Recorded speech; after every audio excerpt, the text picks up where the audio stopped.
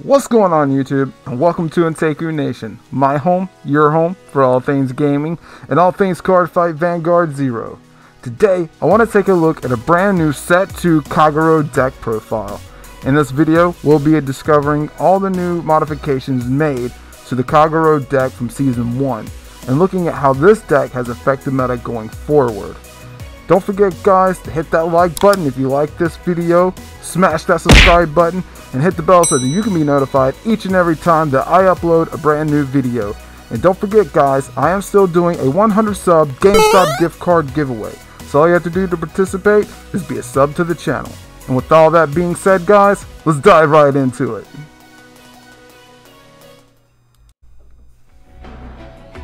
Real quick guys, I do have another awesome special announcement. Coming May 23rd, a YouTube content creator Vanguard Zero tournament will be held. I myself will be competing against other content creators, and on top of that, there will be commentary done by Yellow Card, Different Fight, and many others. There will be more information to come, and I will be announcing it as that information comes forward. I'd like to give a special shout out and thanks to Based Crit and Cardfight Vision for the invite and for proposing such an amazing idea. Be sure and go check out their channels guys if you've not already done so. And come check us out on May 23rd as we compete in the Clash of Kings tournament and we stand up our Vanguards. Alright guys, welcome to my Kagero segment. I know a lot of guys have been looking forward to this segment. I've been getting a lot of requests for Kagero, and so here it is guys. This is my Season 2 Kagero Seal Dragon 2.0. This is what I technically named this deck, because you're still running Seal Dragon Blockade as your main grade 3. That has not changed even with the ride chain of Ember Dragon Eclipse. We do not run the ride chain in this deck guys. It's not what this is. This is a modification deck right here. This is a deck that we took the skeleton build from the previous season and we just modified it. Unfortunately, there's not a whole lot to be modified yet. Like, Kagero is not going to really change until next season when we get Dragonic Overlord the End, which I am fully prepared for, as I have enough materials to craft 3 of them right out the gate. Anyway, I'm not bragging, I'm just saying I'm really happy about that. Anyway guys, still, in this deck, we are still running Seal Dragon Blockade. He is still the pinnacle of power for this deck. All of your opponent's units lose Intercept. That is amazing. It is super stupid good in Zero, because only way to defend is PGs or grade 2s, and yeah, this guy just says, I'm coming for your face, and face is the place. So yeah, that's all I really have to say about Seal Dragon Blockade. Now, during the last pack opening, I did pull my 3rd triple rare version of Overlord, and I have climbed to past Legend rank 10 as I am now 14. So I do have my Overlord Legend version, which he looks so good, so good. I am going to keep going to try to get to Legend 20 this week so that I can get a second copy. It's not really needed, but you know, he's cool. He's cool. I like him. And still, guys, you do not want Overlord on your Vanguard. He is rear guard, only because you counterblast 3, gets plus 5,000, so he becomes 16,000. Loses drive check, don't really care because he's in the rear guard, and then he just goes forth and destroys your opponent's front row. And then you save him for an attacker to see if you can pump a bump with a trigger, or depending on how the match is going, you might go ahead and decide to hit him before you hit it with the Vanguard. Now, if you look at my grade 3 lineup, it's a little different than some other builds that I have seen floating around the internet, whether it's on YouTube, the Facebook community, or Discords. And I kind of went with a more brutal beat down. And people might argue with me because you're like, well, there's Waterfall, you're not running Waterfall, and I personally hate Waterfall. I don't want to minus myself to get a power by ditching a card in order to get a 10,000 power boost when it's only on the Vanguard. Now if it was on the rear guard or some it did some other crazy shenanigans, then I'd be like, okay, yeah I want to run Waterfall. But I don't want to run Waterfall because I do have Dual Axe Dragon. Let's just look at that. Yeah, He's all flaming, looking awesome.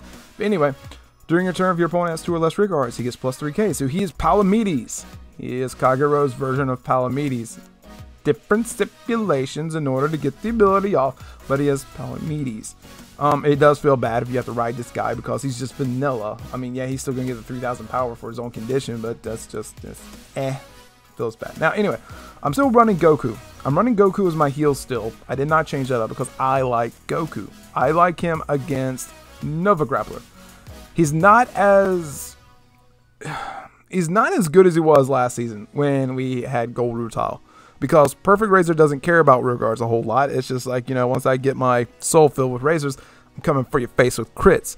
And so Goku can't really do much if they don't have, you know, rear guards. But in those matches of like Garmor, Galahad, when they've got the Snoggles, this dude drive checks, pow, you popped a Snoggle. You know, you drive check twice and you get triggers both times. Boom, there's two Snoggles gone. Okay, now in the mirror match against Kagero, you're gonna have Joka here, who's gonna get power every time you destroy something. But in the mirror match, you want to kill this guy. So Goku kills this guy. Okay. Berserk Dragon kills Joka. Okay. You've got your nukes here. You got Heat Nail Salamander, who's also gonna kill Joka. It's gonna kill these other Heat Nails and stuff in the mirror match. Okay. And what I would suggest to anybody still is in the mirror match, if you see that they're running Conroe, and I see this a lot of times, have to go up against my own self, you're going to run Tejas.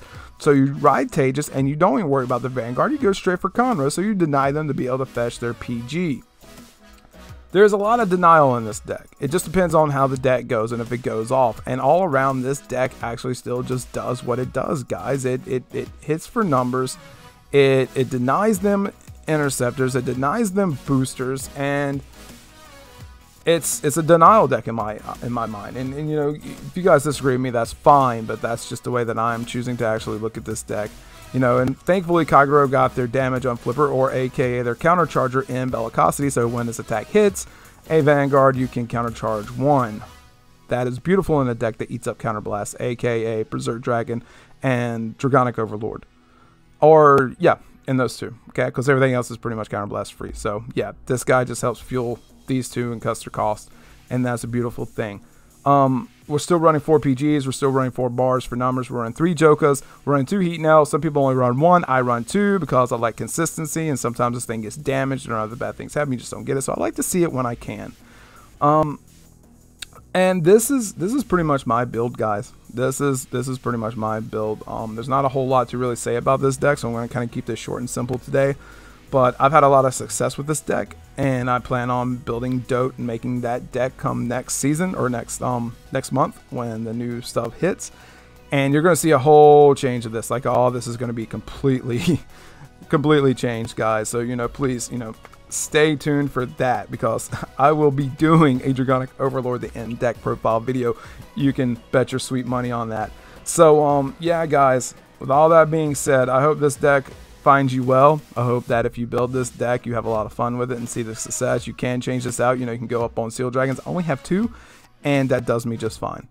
So don't feel like you have to run it at a 4 of. You know, feel free to modify this to your playstyle as always, guys. Do what feels best for you. Do what makes you happy, and don't feel like, you know, well, you know, and Teku's running that deck, so I have to run that deck exactly that same way. No, I'm not saying that. You don't do that. Don't do it. You do you, boo-boo. Do what makes you happy. I am still running 9 draw, 4 heal, because you need your pieces. Kagero needs pieces to function, and so that's always going to be important. So yeah, guys, that's it for this video. I'm keeping it short and sweet today because Kagero didn't really get a whole lot of change, but this is the deck as it stands. Have fun with it, and until next time, guys, stay strong, stay healthy, and stand up, my Vanguard.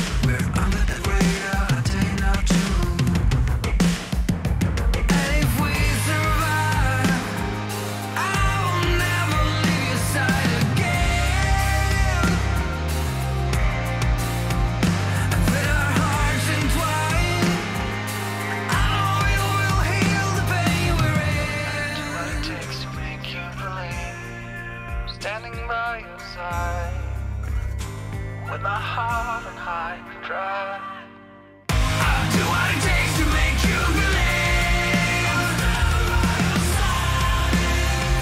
With my heart on hyperdrive, we do what we want, but we're not free.